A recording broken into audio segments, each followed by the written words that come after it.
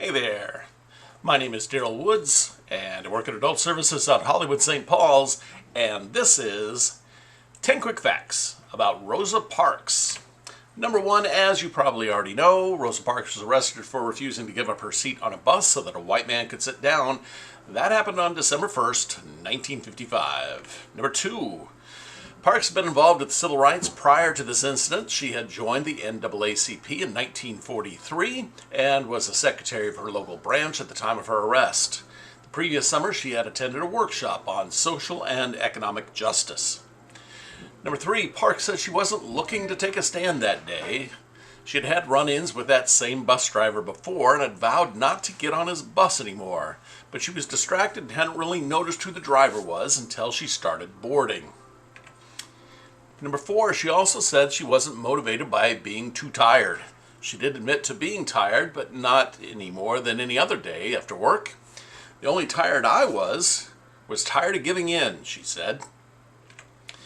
Number five, Parks was not sitting in a whites-only section of the bus. Although there was such a section, Parks sat behind those seats. When a white man was left without a seat in that section, the bus driver demanded that Parks and three others give up their seats for that one man.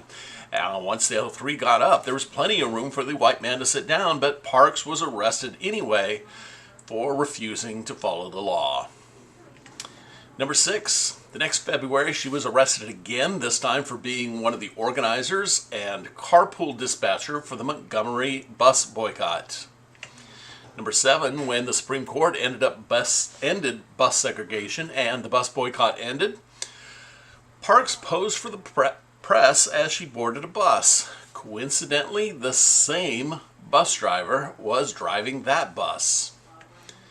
Number eight, sadly, Parks had to move from Montgomery shortly thereafter. Rosa lost her job at the department store that she was working at, and her husband had to quit his job after being told there could be no at-work discussion of his wife or the bus boycott.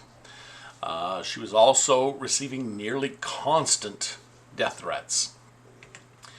Number nine, Parks was the very first woman to lie in honor at the U.S. Capitol. After her death at the age of 92, her body was brought to Washington, D.C., where more than 30,000 people paid their respects. And finally, on the 50th anniversary of her act of civil disobedience, many American cities paid tribute to Rosa Parks by leaving the seat behind the driver vacant on every bus. All right, thank you for watching, and thank you to Melissa for doing such a nice job of creating these slides, putting the images together. I really appreciate her and couldn't do this without her, wouldn't do this without her. And of course I wouldn't do it without you either. So keep coming back and I'll see you next week. And until then, enjoy yourself.